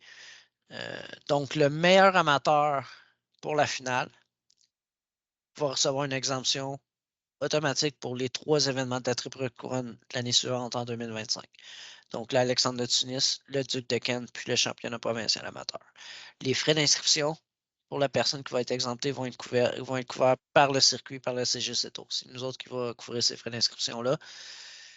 Pour cette exemption-là, il n'y a aucun minimum d'événement qui est requis. Donc, vu que c'est 2 rondes, il n'y a aucun problème. Même si c'est le premier événement du joueur auquel il participe, l'exemption va être valide pour ce joueur-là. Dans le cas où le meilleur amateur serait déjà qualifié pour la triple couronne avant l'événement, de la façon qu'on va fonctionner, c'est cette personne-là va recevoir en termes de... Les frais vont être couverts par le circuit pour les frais d'inscription. Puis l'exemption en tant que telle va être distribuée au meilleur amateur suivant au classement qui est non qualifié pour la triple couronne. Mais on ne prendra pas en charge les frais d'inscription pour la deuxième personne. Comme ça qu'on va fonctionner. Ça aussi, c'est un gros plus, un gros bonus que Golf Québec nous a offert cette année. Vraiment choyé de ça.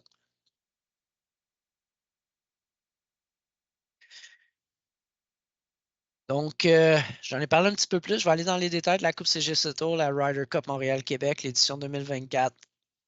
Donc, cette année, c'est au Golf Château-Bromont que ça va avoir lieu. Donc, j'en ai expliqué, c'est comme le gala un peu. D'année en année, ça se transfère d'un circuit à l'autre. Ça voyage de la région de Québec à la région de Montréal. L'année passée, c'était Québec qui était haute. Cette année, ça va être Montréal. Ça se passe les 21 et 22 septembre. Pour déterminer les exemptions, le classement des personnes en fait. Pour l'édition de cette année, donc les 5 exemptions qui étaient disponibles pour chaque circuit, on prend les 4 premiers événements des 2 circuits, puis on va prendre les 3 meilleurs résultats sur la possibilité de tous ces événements-là. Donc, un joueur de Québec pourrait aller faire tous les événements de la région de Montréal. Ça donne une possibilité de 7 événements au total. Donc, les 3 premiers événements régionaux, puis le premier majeur, le Masters. Donc, 7 événements total. On prend les 3 meilleurs résultats en points à travers ces 7 événements-là, puis on fait un classement. C'est ça qui va déterminer les exemptions.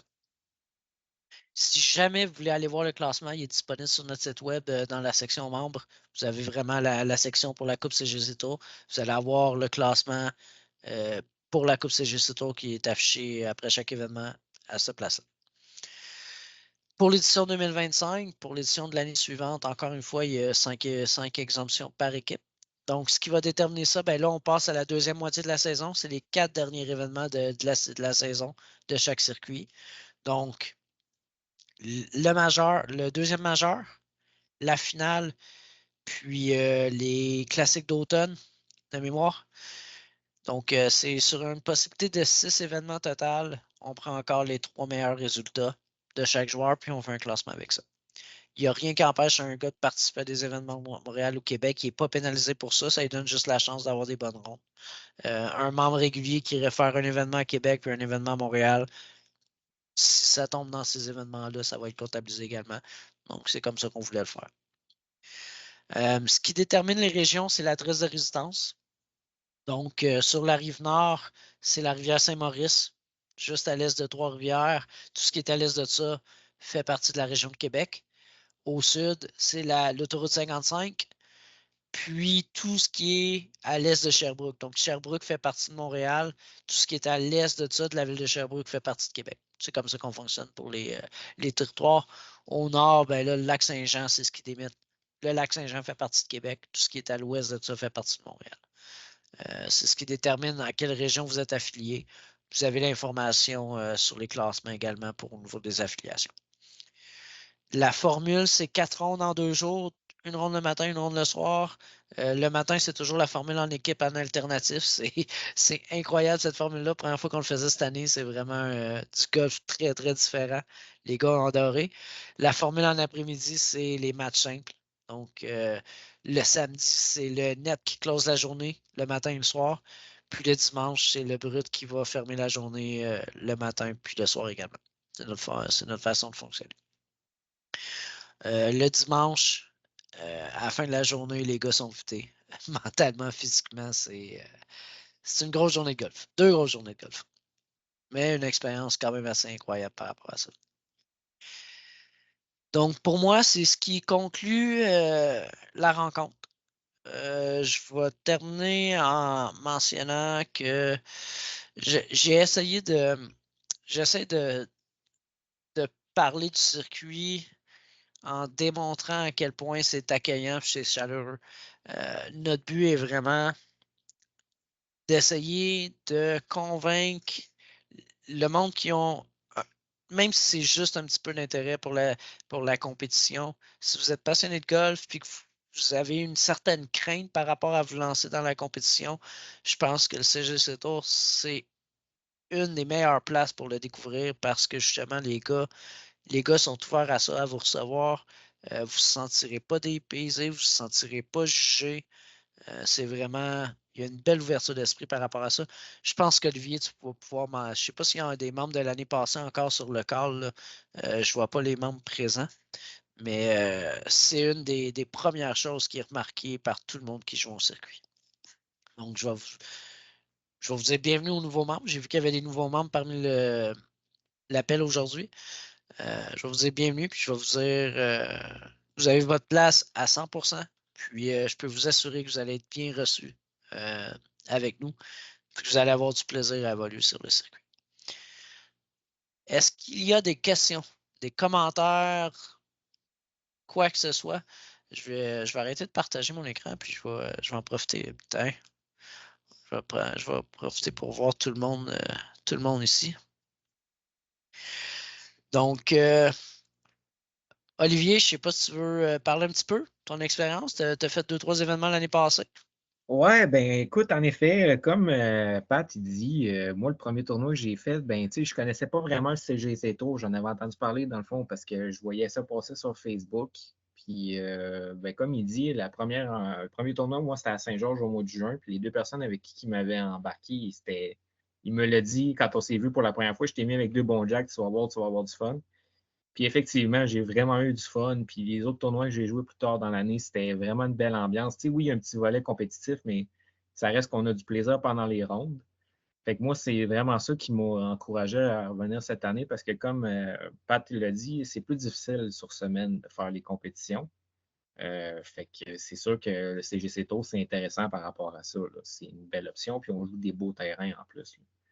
Fait que moi, c'est vraiment ça que j'apprécie de ce circuit-là. Là. Ouais, puis je pense que c'était ta deuxième ronde qu'on avait joué ensemble à Cap-Rouge, de mémoire. Troisième. Troisième. C'est ma troisième, ouais. On a eu la chance de jouer ensemble. C'est vraiment, pour ceux qui se le demandent, oui, je participe aux événements. C'est pas pour rien que je l'ai fait aussi. J'ai mis ce circuit-là sur place. C'est parce que j'ai un besoin de faire de la compétition à l'intérieur de moi. J'adore le golf de compétition. C'est ça qui me fait vibrer le plus dans le golf. Donc, je vis autant l'expérience que les membres du circuit la vivent. Est-ce qu'il y a des questions, des commentaires, des inquiétudes, autre chose? Eric, je pense qu'Eric, tu es un des nouveaux membres cette année.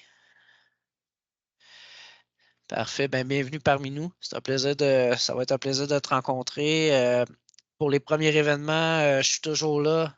À la fin de la ronde, je suis toujours à la table de scoring. Je vous accueille. On va avoir la chance de discuter ensemble. Je m'assure d'être toujours là pour les premiers événements puis vous recevoir de la bonne façon. Donc, on va pouvoir se rencontrer. Ça va être un plaisir de discuter avec toi. J'ai hâte de le faire d'ailleurs. Puis,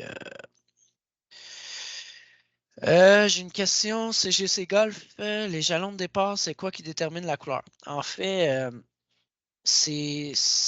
on a nos propres marqueurs de départ. Donc, on détermine les événements, les distances des événements nous-mêmes avec l'arbitre en chef. Pour les événements réguliers, on essaie toujours d'être de 6200 à 6350 en termes de distance. C'est un mélange bleu-blanc, habituellement.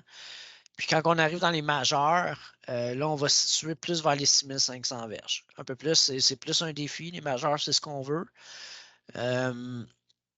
c'est vraiment un mélange. Il y a des trous qui vont être un petit peu plus, qui vont jouer en arrière, il y a des trous qui vont jouer plus proche. On essaie de tout le temps mettre un par 4 qui est atteignable en 1. On appelle ça notre par 4 drivable à chaque événement. On le met autour de 250 à 275. On le met sur un trou où est-ce que naturellement il y a un peu de danger. C'est ça qui est, c'est ça qui est la beauté de faire des trous comme ça. Mais c'est vraiment quelque chose qui est apprécié sur le circuit aussi. Vous avez toujours un trou qui est un peu plus court puis un peu plus atteignable, qu'on peut jouer de différentes façons. C'est un peu comme ça qu'on fait nos distances. Il n'y a pas de standard en tant que tel autre que ceux-là. C'est vraiment, il y a des trous que vous allez jouer, ça va être en arrière. Il y a des trous qui vont être un peu plus rapprochés. Ça dépend de la journée, de la température. L'année passée, il y a eu beaucoup de pluie. Veut pas, ça rallonge les terrains d'une certaine façon. Donc, on en tient compte. On en tient compte quand on établit les distances de la journée, naturellement. C'est un peu ça. J'espère que ça répond à la question. Je vois qu'il y a quelqu'un qui est en train d'écrire dans le chat. Je vais juste attendre que la question apparaisse. Est-ce qu'il y en a d'autres qui veulent prendre la parole? Question.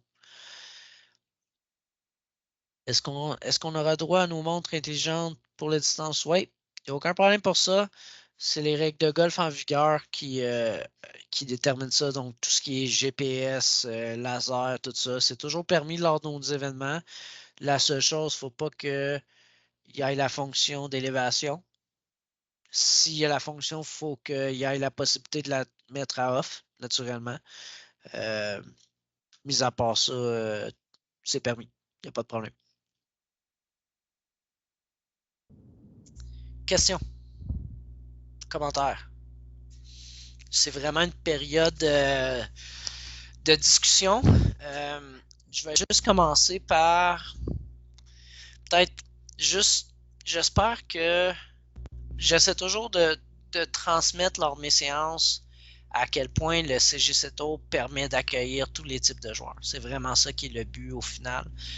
Que vous soyez un gars qui débute avec la compétition, que vous soyez un gars qui a 10 ans d'expérience en compétition, que vous soyez un scratch, que vous soyez un gars de 15 d'index, il y a une place pour vous sur le CGCTO, puis il y a moyen d'avoir du plaisir à travers notre circuit par rapport à ça. C'est vraiment la première chose qu'on entend, ou les premiers commentaires que je reçois des personnes qui viennent pour leur premier événement sur le circuit. Les premières fleurs qu'on se fait lancer, c'est toujours par rapport à l'ambiance au sein du circuit. La sorte de fraternité, puis le noyau du circuit est vraiment déjà fait. C'est vraiment génial par rapport à ça. Les chansons, on a vraiment une belle gang. Les membres reviennent d'année en année. Puis je pense que si vous venez participer à un des événements, vous allez le sentir tout de suite que c'est ultra accueillant et que c'est vraiment chaleureux par rapport à ça. J'espère juste que dans la séance, ça a pu se sentir que c'était quand même accueillant et c'était vraiment fait pour tout le monde. Je vais juste dire ça comme ça. Je laisse la discussion ouverte pour vous. Si vous avez des commentaires, des questions, c'est le temps de le faire. Patrice, ça va être moi encore et trop parlé aujourd'hui. Merci pour la séance, oui, vraiment très informatif. Et juste, tu as parlé d'une limite de 54 joueurs dans les événements réguliers. Est-ce que c'est premier arrivé, premier servi? Donc, est-ce que c'est normal que sont full? If we have to sign in as soon as possible, or like you go by, or there's really no rush into, for example, signing for the Classique d'Ouverture, le 8 juin. How fast they get full? T'es-tu à l'aise si je réponds en français? Oui, absolument. OK. Il n'y a pas de rush pour cette année. Tout d'abord, c'est tout le temps les membership Elite qui ont priorité. Moi, je mets un maximum de membership Elite par circuit à 36. Okay, je me garde tout le temps un 18 places pour les memberships réguliers. Je veux pas que ça soit juste des membership Elite. Le circuit, je veux que ça soit un mélange des deux. Je veux garder une porte ouverte pour les personnes qui veulent pas nécessairement avoir la membership Elite ou ils peuvent pas, mais qui veulent quand même participer à quelques événements. Donc ça va toujours être comme ça. Par contre, c'est vraiment un cas de premier arrivé, premier servi. Donc les membership Elite, Une fois qu'il y en a 36, il y a 36 places de garantie, il en reste 18 pour les membres réguliers. Cette année, tu n'as pas de stress à avoir, là, on n'arrivera pas à 54 membres, c'est sûr et certain. Par contre, il va arriver un jour où est-ce que oui, on va se rendre à ça. Puis là, ça va être du vraiment premier arrivé, premier servi. Tout simplement. Mais cette année, t'es correct, il n'y a pas de rush à avoir, là, tu vas avoir une place, il n'y a aucun problème. Super, merci. Pas de problème. Zachary / Eric, commentaire? Moi, je me demandais, tu parlais là, tantôt là, d'index, d'handicap. Moi, je suis pas un super joueur. Là, je dois avoir un index d'à peu près, je joue à peu près 90. Là, fait que, mettons, là, j'ai un index de 20. Là. Mais le questionnaire, au début, je commence à plus 16 avec un index de 16 maximum. C'est ce que je comprends. Pour 3 rondes, le temps qu'on soit sûr justement que tu es là-dedans. Puis après ça, c'est vraiment comme ça qu'on veut faire. C'est évident que tu as une période à faire au début sur le circuit. C'est normal, je pense. Je pense que c'est correct aussi que ça soit comme ça pour qu'on se protège d'une certaine façon. Mais une fois que tu as passé à travers cette période d'initiation-là, ben, après ça, ça se place, tout se place, toutes les pièces du puzzle se placent, puis ton index est fixe. De toute façon, une question de temps, j'en ai meilleur, mais.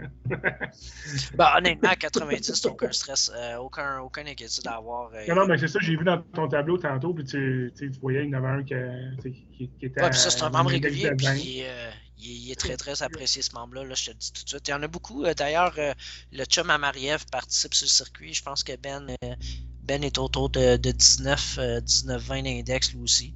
Il est là depuis le tout début, puis il y a énormément de plaisir sur le circuit. Là. Fait que c'est vraiment pas on n'est pas un circuit hautain ou quoi que ce soit comme ça. Tu as parlé de membership élite là, et tout ça, puis mettons, on n'est pas élite, là, ça ressemble à quoi là, les coûts? Les coûts pour chaque, à peu près. La membership, comme j'ai dit, est 20$, 15$ à la suite d'année en année pour le renouvellement. Les coûts d'inscription vont varier. Je pense que ça varie de 115 à 160$ de la ronde cette année. Pas mal là-dedans. Il y a une réalité, tu sais, comme je l'ai expliqué, on joue à 3 joueurs, c'est des journées de fin de semaine, les clubs sont prêts à nous recevoir, mais ça fait partie un peu de l'offre qu'ils nous font. On n'a pas d'entente avec eux comme Golf Québec en ont. Golf Canada, il faut qu'ils encouragent la fédération. Nous, c'est pas le cas. Nous, ils nous voient comme une business, puis comment qu'on peut booker des terrains, c'est s'ils ont une belle journée avec nous, puis le côté financier fait partie de ça. Donc, c'est sûr que cette réalité-là fait partie un peu de ce qu'on doit négocier. Ça, j'imagine sur votre site, on les voit, là, oui, c'est juste tous les événements, chaque événement, les prix sont là, tu peux faire tous tes calculs. Tout est là. Puis c'est sûr que, tu sais, l'année passée, je te donne un exemple, là, puis là, en plus, cette année, il va y avoir plus de membres encore qui vont recevoir des bourses, mais l'année passée, sur tous les joueurs qui ont participé de mémoire, là, je vais de mémoire parce qu'on parle quand même du mois d'octobre, mais je pense que c'est 75 ou 100 membres qui ont accumulé une bourse, un montant quelconque l'année passée. Donc, tu sais, il y en a que ça a quand même été des bons montants, puis c'est vraiment possible de le faire. Donc, au final, est-ce que l'année coûte réellement le prix total pour tout le monde? Non. Le but est de redonner au plus de monde possible, puis de vivre du golf. Tu sais, c'est pas de faire du cash à travers le circuit non plus, mais c'est de vivre du golf, puis si tu joues vraiment bien, mais d'avoir une saison presque gratuite au final. C'est un peu ça qui est le concept. Ouais, puis c'est fun. Puis honnêtement, quand je suis intéressé par le concept, je savais même pas qu'il y avait des bourses. C'est pas tant pour. Ouais. Ça serait plate un peu de charger ces prix-là, puis il n'y a pas de bourse, honnêtement. Non, mais c'est ça, je trouvais. Fait que là, ça explique un petit peu. Oui, c'est sûr que les bourses ont une grosse partie dans le prix qu'on charge, là. Officiellement. Ça, puis les clubs, ce qu'ils nous chargent. C'est les frais d'infrastructure, Golf Genius, tout ça. L'administration occupe beaucoup de place aussi. C'est une réalité. Personnellement, quand je dis que je jouais sur GolfTown il y a 8 ans de ça, 8-10 ans, dans ce temps-là, ils chargeaient 160 à 180$ par ronde. On parle de v'là 10 ans, les tarifs des clubs ne sont pas les mêmes aujourd'hui. Donc, je pense que nos prix sont quand même assez concurrentiels par rapport à ce qu'on est capable de faire à ce niveau-là. C'est vraiment le but, c'est de donner les meilleurs prix possibles pour les membres avec les réalités du marché. Golf Genius, je connais pas ça. C'est comme un programme là, c'est comme un golf. Moi, j'ai Golf Shot. Là. Ça ressemble à ça. C'est ça. Ben, dans le fond, c'est une application sur le téléphone. Tu vas recevoir pour ton premier événement, ce qu'on fait toujours aussi pour les premiers événements des nouveaux. On va te jumeler avec un gars qui a de l'expérience sur le circuit puis qui est du même calibre que toi pour pas que tu te sentes dépaysé, là. Pas que tu sentes que tu es dans un autre monde. On fait toujours comme ça pour les premières rondes. Donc, ça va être quelqu'un qui est habitué avec Golf Genius, avec les règles du circuit, avec comment le circuit se passe. Il faut pouvoir t'encadrer un petit peu, puis te montrer, OK, regarde, comme ça que ça fonctionne, panique pas. On encadre tout le temps les nouveaux membres comme ça, pour pas vous lancer dans la cage au lion, là, je peux le dire comme ça. Golf Genius, c'est-tu juste une carte de pointage ou c'est comme un GPS, tu vois le terrain? Nous, on l'utilise seulement comme carte de pointage. Okay. C'est vraiment... Tu marques un joueur, puis il y a un joueur qui te marque. C'est comme une carte papier, mais sur ton téléphone. Puis c'est parce que ça s'update en temps réel. Donc, nous, on a des télévisions sur place. On se connecte sur les télévisions du parcours. Donc, le tableau des meneurs est affiché un peu partout. Puis, vous y avez accès aussi sur vos téléphones pendant l'événement. Donc, ça s'update en temps réel, le classement. Puis, si je peux me permettre, les gars se suivent entre eux autres, là, les anciens, là, parce que ça avec la 4e année là, qui est sur le circuit, là, les gars se suivent. Là. Nous, on se promène sur le terrain comme préposé de terrain, comme arbitre, puis ils vont t'arrêter, ils vont te dire « Hey, j'ai vu tel gars, il a vraiment fait telle affaire à tel trou. C'est vraiment ça. » C'est un peu... chacun a sa mentalité par rapport à ça. Il y en a qui le regardent tout de suite, il y en a qui le regardent pas du tout, ils veulent même pas voir quoi que ce soit. À ça, c'est la beauté du système, ça l'offre les deux options. Tu es capable aussi de voir en direct ta position. Fait que comme ça, nous on apprend avec l'expérience, par exemple, mon conjoint, faut pas qu'il le regarde. Donc même au 9,5, là, quand il arrête et il rentre au clubhouse, il regarde pas la télé. Là. Il se cache pour pas voir, pour pas savoir il est où. Là. Mais c'est assez facile à comprendre. Là. Les gars, ils sont à l'aise avec.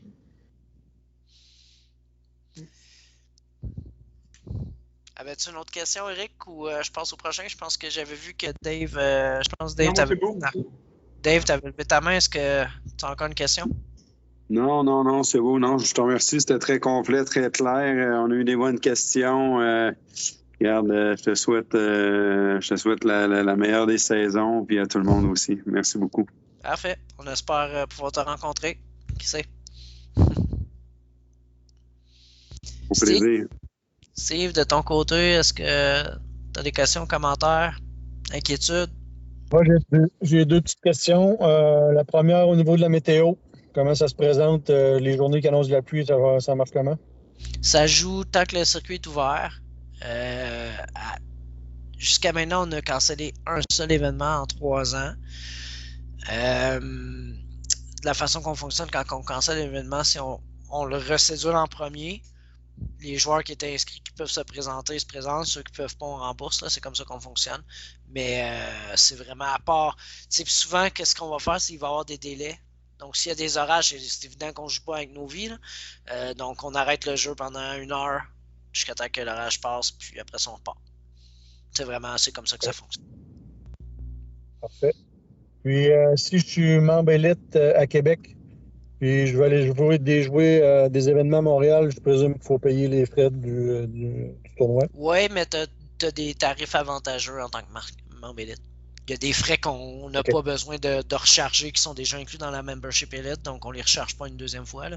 Donc tu vas avoir, il y a environ une quinzaine, me semble c'est une quinzaine de dollars en moins par événement que tu vas devoir débourser. OK. C'est bien, merci. Pour la membership élite, je n'ai pas parlé, mais dans le fond, il y a des options de paiement. Là. Vous pouvez la prendre en 1 paiement ou la prendre en 3 paiements, en 4 paiements égaux. Donc, tout est disponible à travers la plateforme là, de paiement. Vous allez voir les options. Il y a vraiment l'option un paiement où vous retournez sur la plateforme à chaque mois faire votre inscription. C'est les deux options qu'on offre. On ne demande pas nécessairement de débourser 1400$ one shot. Là. Donc, on a mis une formule de 4 paiements pour amortir ça un petit peu. Essayer d'aider par rapport à ça. Bon, dernière chance pour un commentaire, une dernière question. Tout semble bien. Parfait. Donc, sur ça, je vous dis bonne fin de soirée. Ça a vraiment été un plaisir de discuter avec vous. J'espère que ça vous a plu. Puis, en espérant vous compter des lots de cette année, comme je vous dis, je suis toujours disponible. On est quand même rapide sur la gâchette. Si vous écrivez au circuit, nous contactez, on vous revient assez rapidement d'habitude. Merci, Patrice. Parfait, Merci, Patrice. C'était très intéressant. Merci beaucoup. Bye. Passez une belle fin de soirée, boys. Merci, Pat. Salut Marie-Ève, on se reparle. Bye.